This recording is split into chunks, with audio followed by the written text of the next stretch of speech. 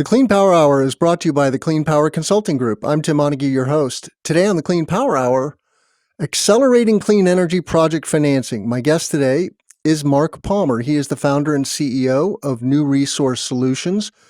They are a repeat guest, but Marc is new to the show. Welcome to the show, Marc. Thanks, Tim. It's great to be here. Really enjoy talking to you about solar finance. We're going to geek out on how to accelerate solar finance in the C&I and small utility space today.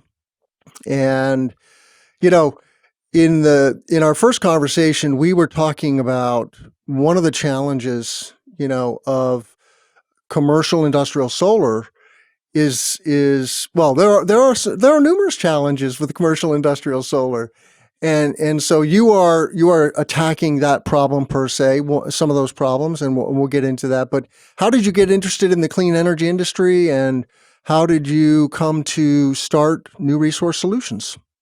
Yeah, sure. So I was out of undergrad. I was doing management consulting and working for the financial services sector, and enjoyed the work in general, but wasn't very passionate about the industry of just the banking and credit cards. So I wanted to do something, get into some industry where I was passionate about the, what I do, why I do it, and would want to be in that industry for a long period of time.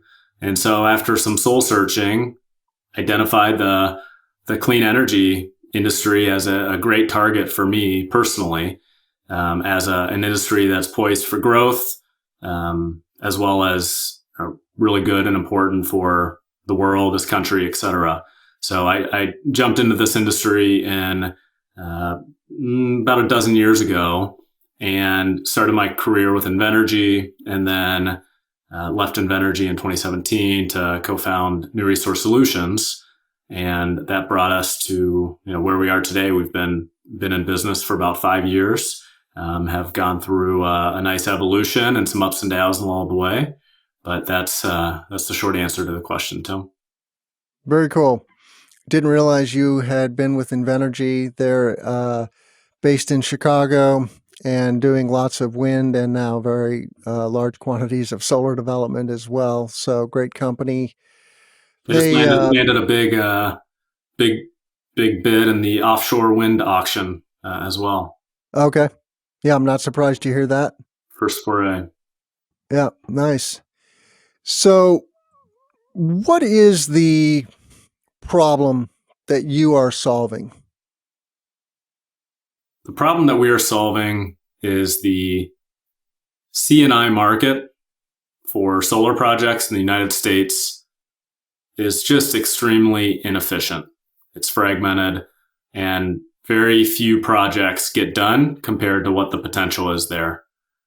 We are using software to reduce overhead, soft cost associated with financing these C&I solar projects across the country.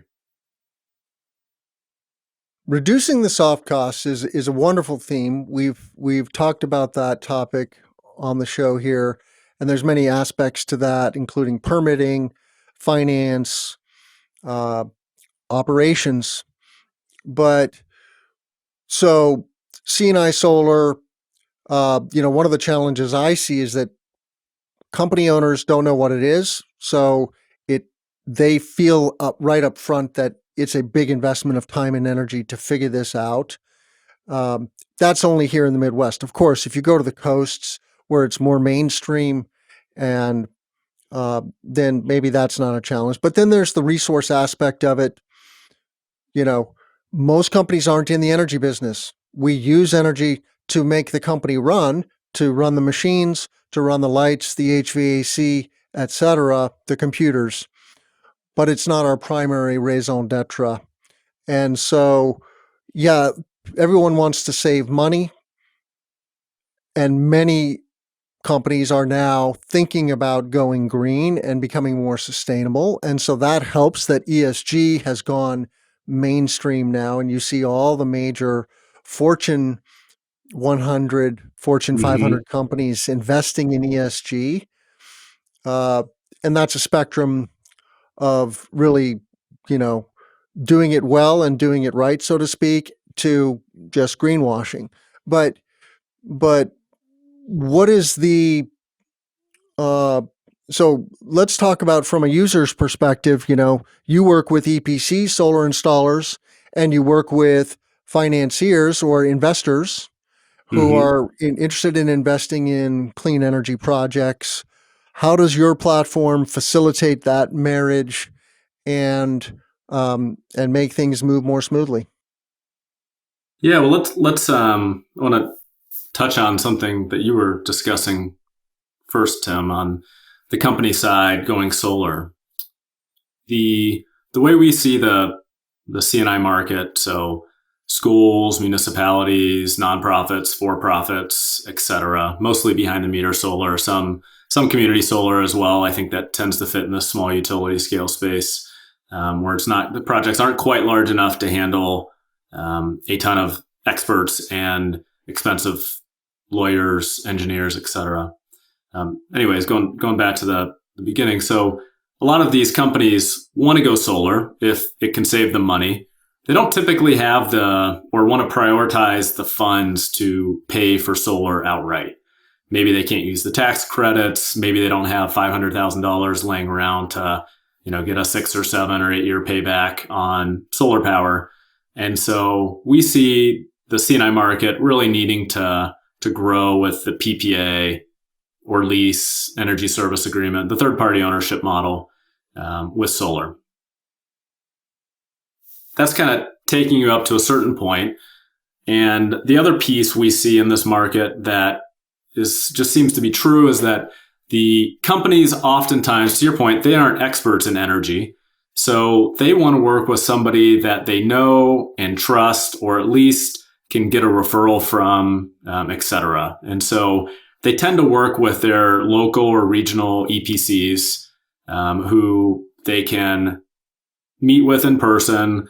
Maybe a neighboring school district or municipality or company, went solar with that EPC. And so they want to work with somebody that they, is a little more local to them.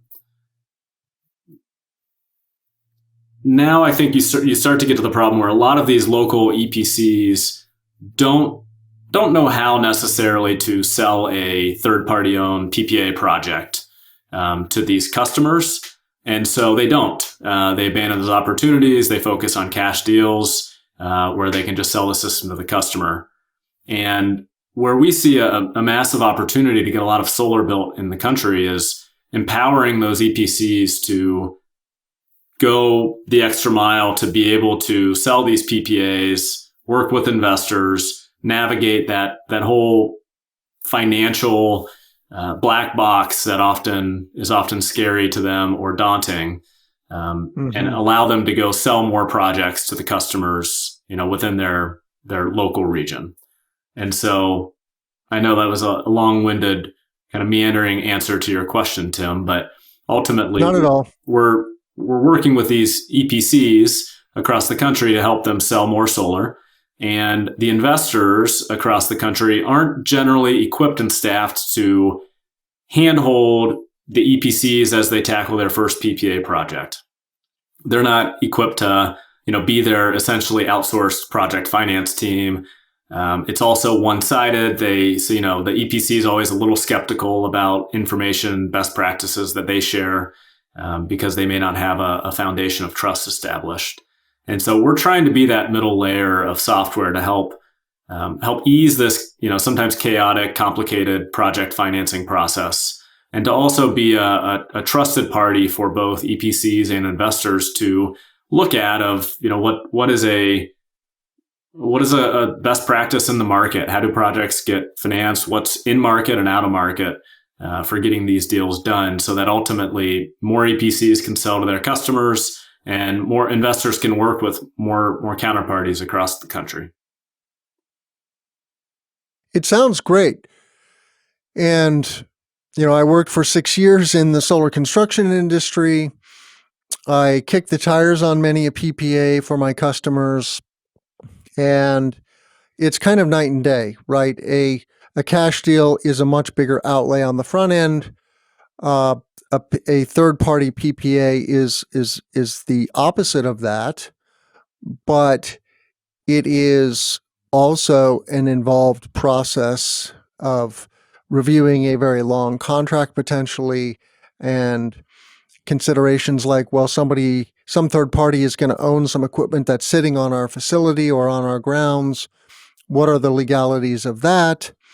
That's new, Hmm. in most circumstances, I think. I mean, companies are used to leasing equipment, but they're not necessarily used to leasing solar equipment or having some, I mean, leasing is one niche, Hmm. and then you're in this more pure play third party ownership, and they're just buying the energy, getting a discount, saving. Well, what are the savings to a customer in your experience? And I know things vary by market. Are you working across the country or in specific markets?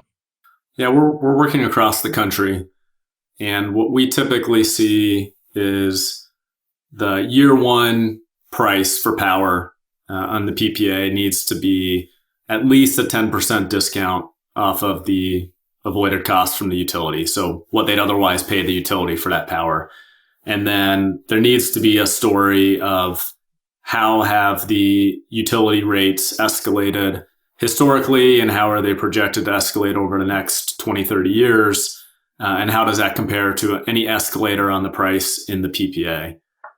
So typically, what we always suggest targeting is try to offer a 15% discount in year one and offer a 1 to 2% escalator on that price, because that tends to be less than what the utilities increase their rates on average over the long period of time. Hmm. Energy prices are going up in the U.S. now. They they kind of do this over time. They will go up and down and up and down, but then there's this steady climb. Mm-hmm. Um, Now we're in one of these up periods, and that of course helps. Generally speaking, it gets people's attention when their power bill goes up. And to give people some context, a large commercial industrial solar facility could save, $250,000 a year Mm-hmm. for an industrial user. And so it is real money. Uh, does New Resource Solutions get involved, though, as a true partner where they're helping the EPC close the deal, so to speak, with the customer? We're figuring out exactly what the best model is for that, Tim. To be transparent, we have in the past. We've been in those conversations. We understand what's needed in a PPA. We can explain it. We provide some collateral on our website of some what is a power purchase agreement material and slides that an EPC can use with a customer. But we're trying to figure out where's the right place for us to get involved, and how involved should we be. I think ultimately we want to arm the EPCs to be dangerous enough to go have that conversation and have the right materials to do it without us.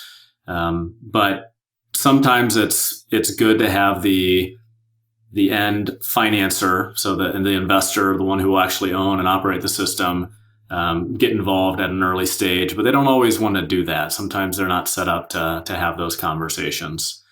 And so at the moment, we're helping people as needed to get projects done, and looking for ways to do that a little bit more systematically.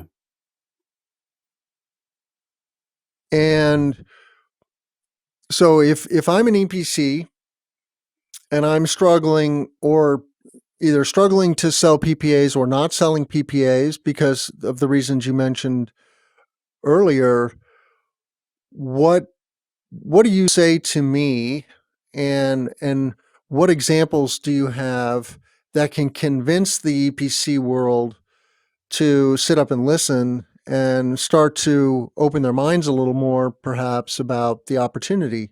I don't doubt that there is a big opportunity, but that does require change and people trying new things. So, what do you say to us? Yeah, I mean, if you're not selling PPAs, you risk being left behind, and you risk not being able to grow your business as fast as you'd like, and missing opportunities, that you're otherwise working on selling. And so you don't have to. Selling a cash deal is always going to be easier than a PPA, just for some of the things we've mentioned. There's a lot fewer moving pieces, but PPAs are necessary because the customers ultimately need that. And so I think and I think a lot of EPCs understand, whether or not they agree or want to pursue PPAs. They understand that there's opportunities that are being left on the table as by not offering that. From our side, we're producing basically a development playbook. I think, Tim, you and I have discussed this in the past. A development playbook of what is needed to sell a PPA. And so it's more than just the piece of paper that needs signed. It's also, a little bit of a different animal than selling a cash deal to a customer.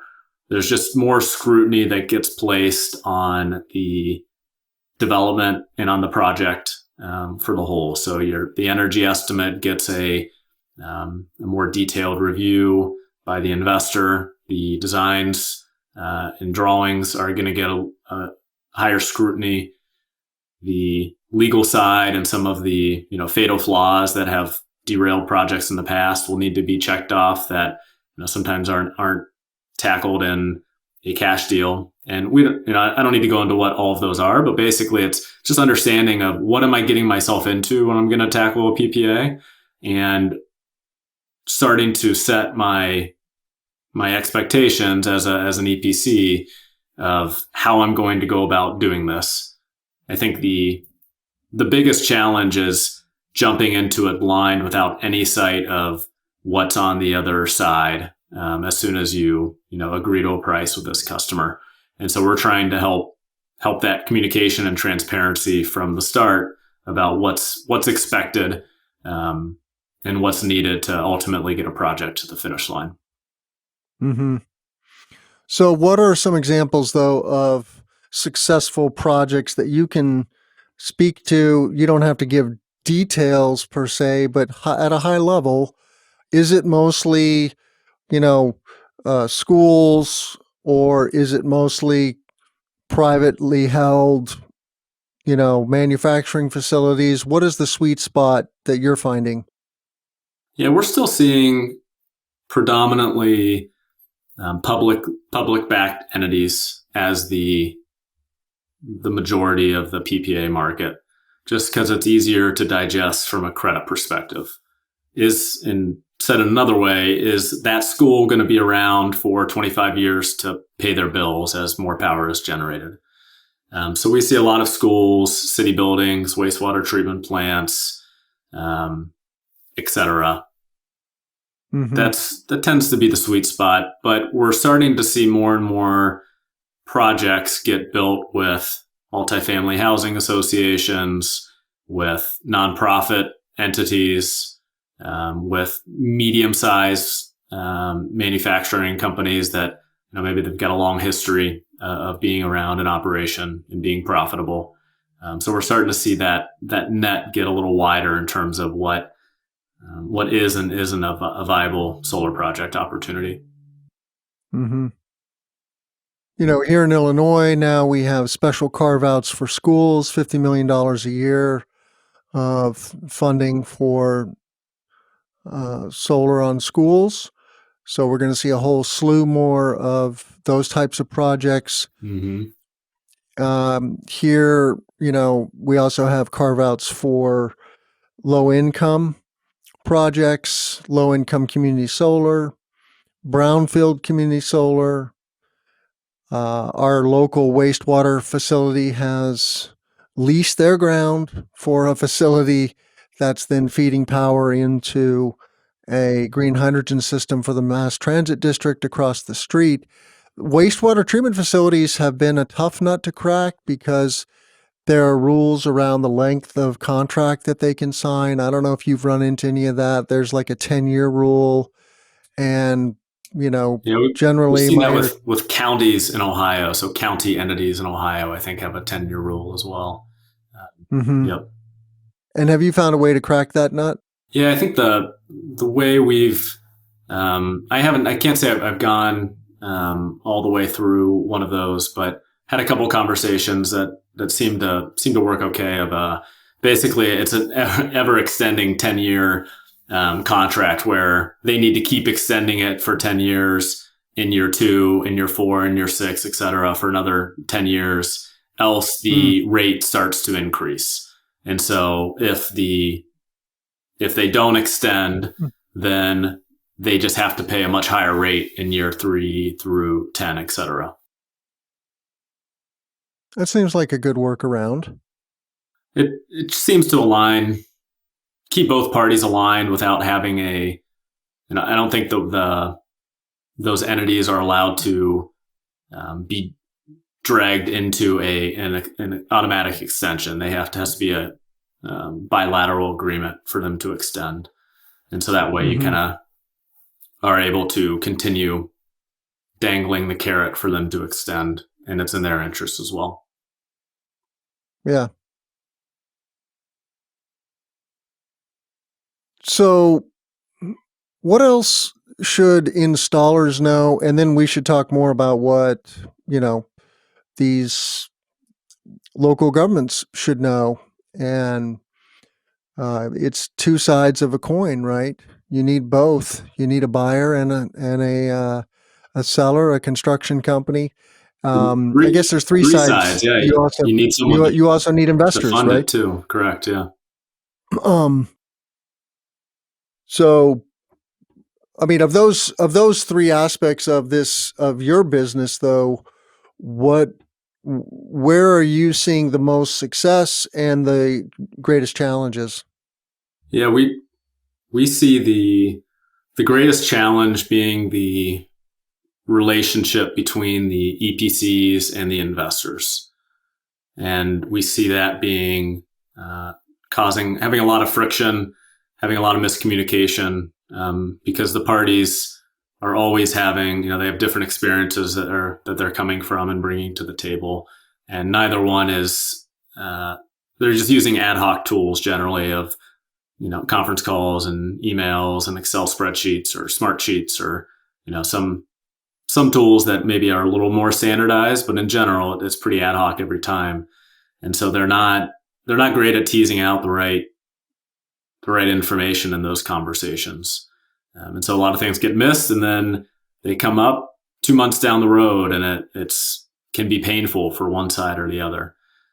So that's where we see the frustration. There's also challenges. Don't get me wrong on the relationship between the customer and the EPC or developer. Whoever's originating that project.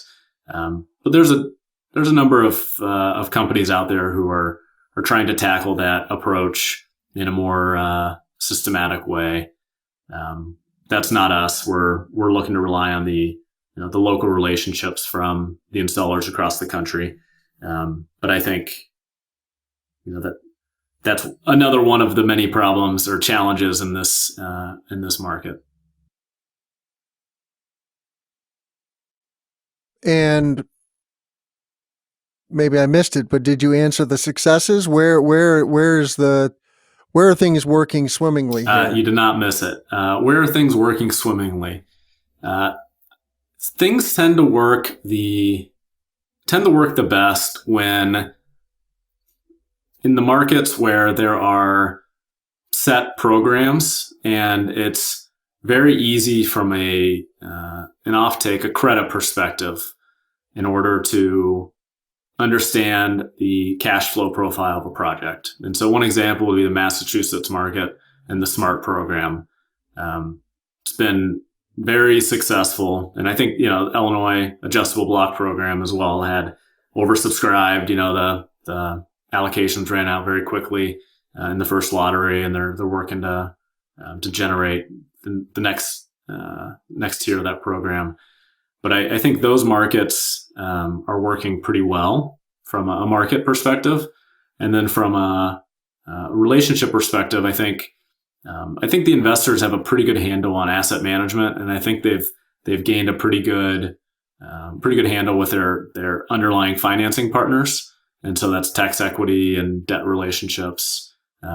We see those working pretty well. There's always room for improvement on that, but that's something that over the last 5 years I've noticed more parties seem to have that under wraps and moving pretty efficiently through a big fund structure, for example, or large commitments with a tax equity investor. You mentioned that you kind of leave the local EPC market to build those relationships with the facility owners. In my experience, it's more of the regional and national companies that are having success with, for example, school districts, because a lot of the local installers, they're very intimidated by trying to work with public entities because of the purchasing rules, the RFP process, the amount of time and effort that can go into a competitive bid, and the uncertainties. It's a very high risk.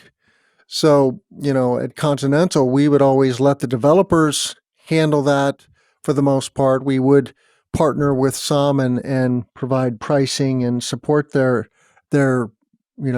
proposals, but we weren't trying to originate certainly like schools, and that really is a specialty. We ended up working with a company from Indiana that was doing a ton of PPAs in school districts in Illinois, and big national or international companies like Siemens doing the same, because they are functioning as a energy services company, and already know how to work with and sell into public entities that are used to then not having money, but needing to upgrade their infrastructure and wanting to save money. And it worked. But I get the sense that maybe some of those companies, are your customers, and maybe there's a layer of more mature EPCs that could become your customers and become more sophisticated about self-developing. And it just broke my heart, honestly, Mark, that it was hard to sell PPAs. Solar's not easy to sell, period. It's a big investment for whoever's making the investment, and a lot of people want to go green, but it's not a core part of their mission necessarily. So what else, Tim, on that real quick, I'm sorry that you had a broken heart. Nobody wants you to have a broken heart. When I've said EPCs, I do think that's primarily, that's a big opportunity. A lot of EPCs aren't selling PPAs today, but I tend to lump developers into that category. I know they're different. Some EPCs also develop. Some developers also will do EPC work, but oftentimes they specialize. I think the developers have a very real place, right? There's developing solar projects is a skill and takes capital and takes the right personnel to do that. So want to make sure I wasn't being misleading there on the who we're thinking about perspective. But what I've seen is some of the regional and national players, they are doing a lot of projects with schools and cities, et cetera. And you hear about them, they're in the news, but there are so many that aren't getting done, and they don't all have to go through an RFP process either. Different municipalities, different schools do things different ways.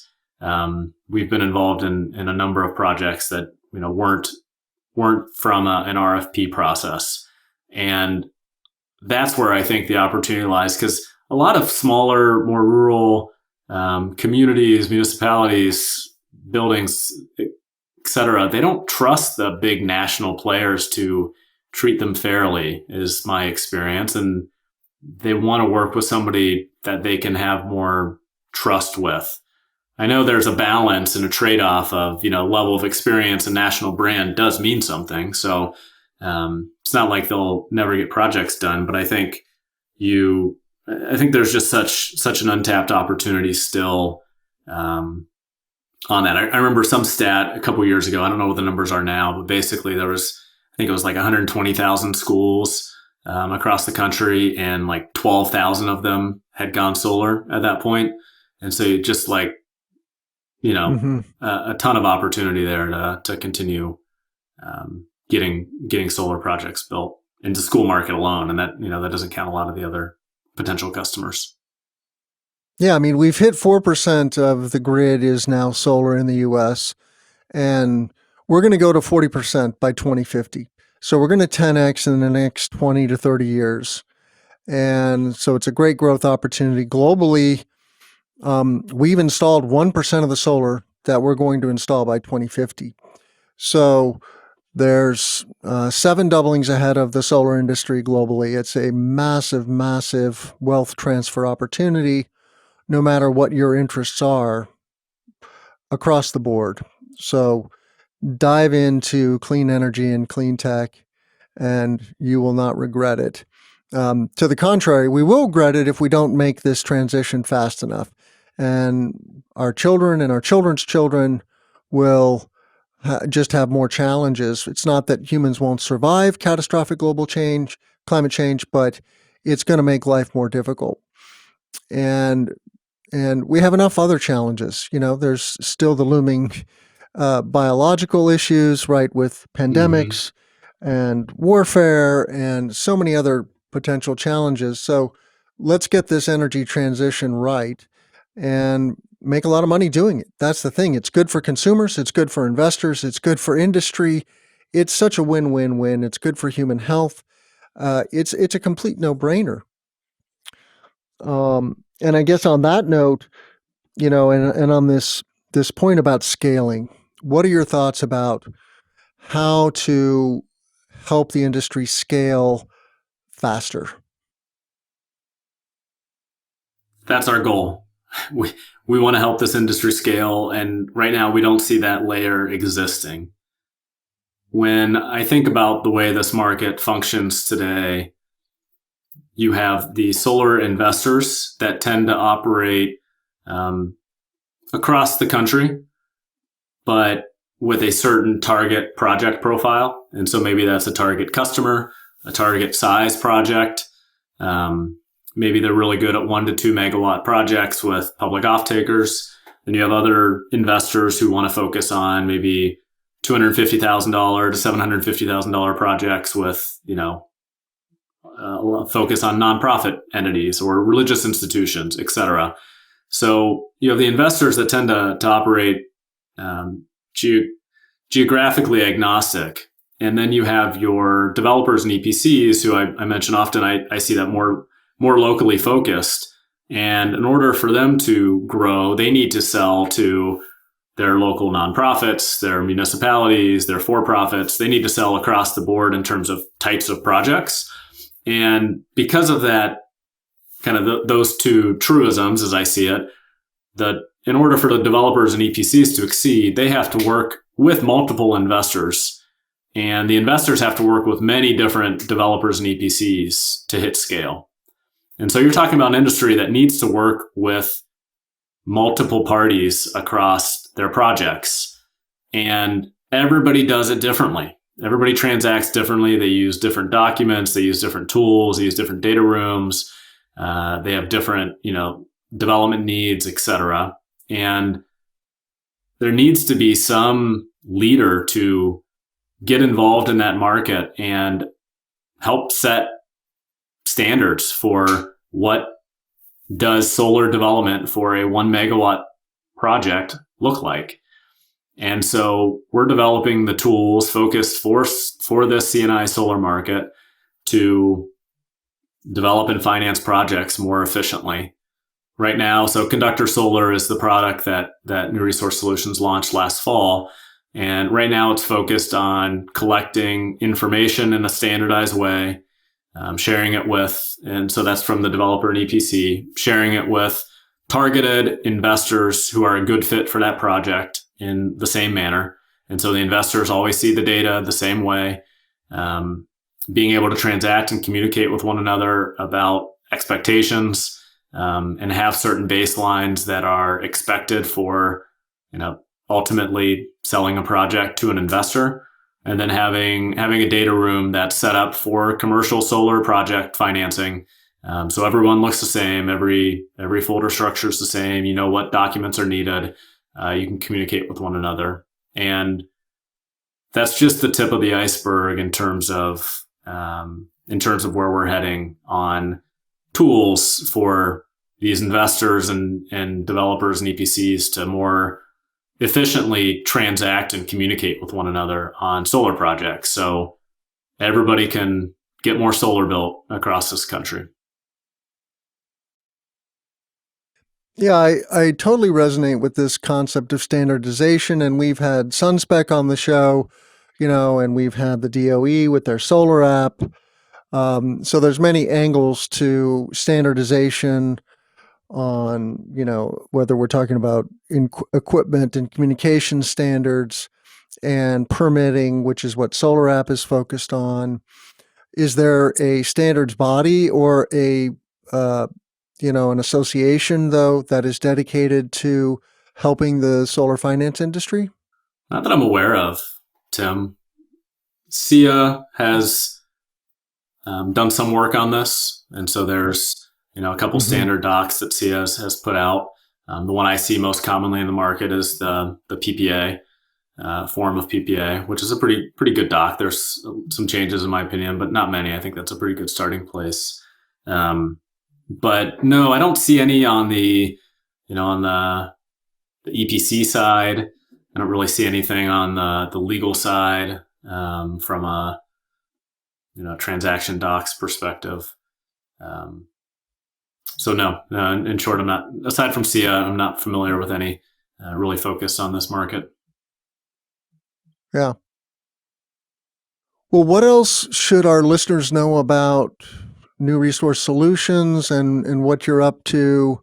And, how can people, all aspects of the industry engage with you guys? Yeah. So one plug I'll have is for anybody with relationships or who is located in the Central Appalachian region. And so that's going to be West Virginia and portions of Ohio, Virginia, Tennessee, North Carolina, and Kentucky.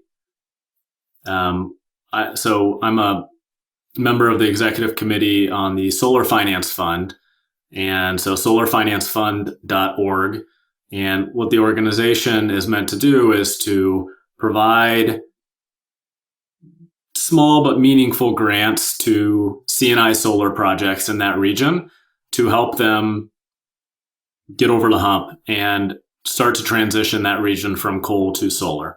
We're headquartered in Athens, Ohio, and the foothills of Appalachia, and that's within the target region. And we're looking for solar projects in that market to help provide dollars to, not just to pad people's pockets. They're dollars to make sure projects get built that otherwise wouldn't get built.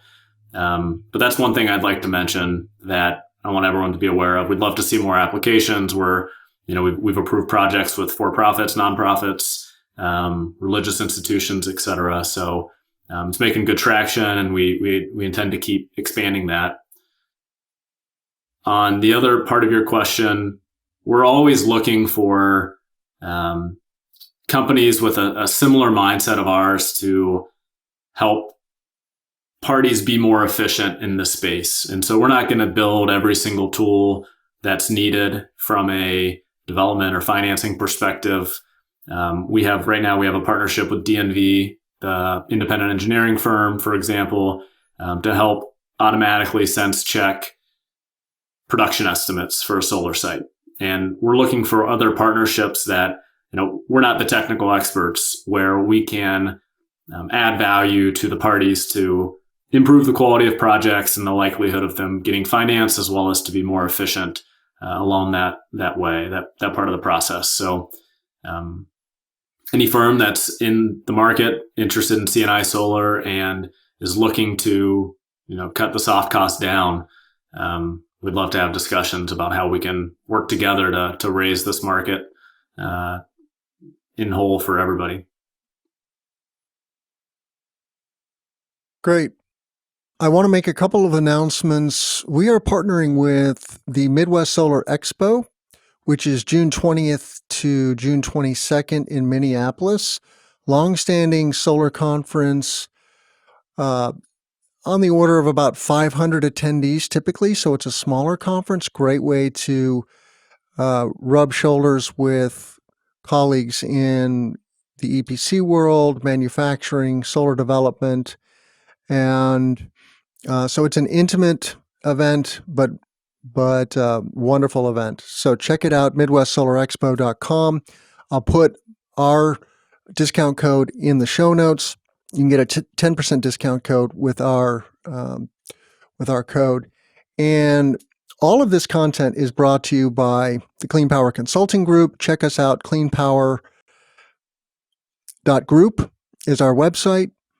All of our content on the Clean Power Hour is available at cleanpowerhour.com. That's on all audio platforms. Please give it a like, share it, give it a thumbs up, give it a review on Apple Podcasts, especially if you're an iOS user, and check out our YouTube channel. All these interviews are also on our YouTube channel, dropping 2 videos now a week.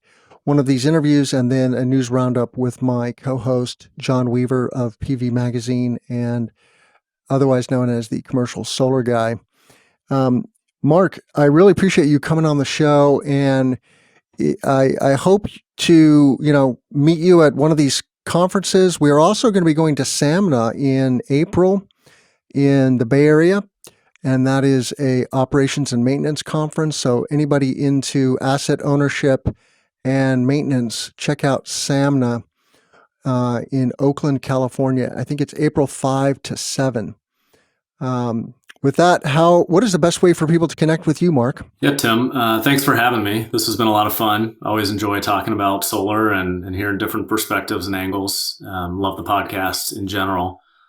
Best way for people to get in touch with me would be through email, Marc, M-A-R-C, @conductor.solar is the email address. And or feel free to visit our website. Our company website is newresourcesolutions.com, and our product website is conductor.solar. Wonderful.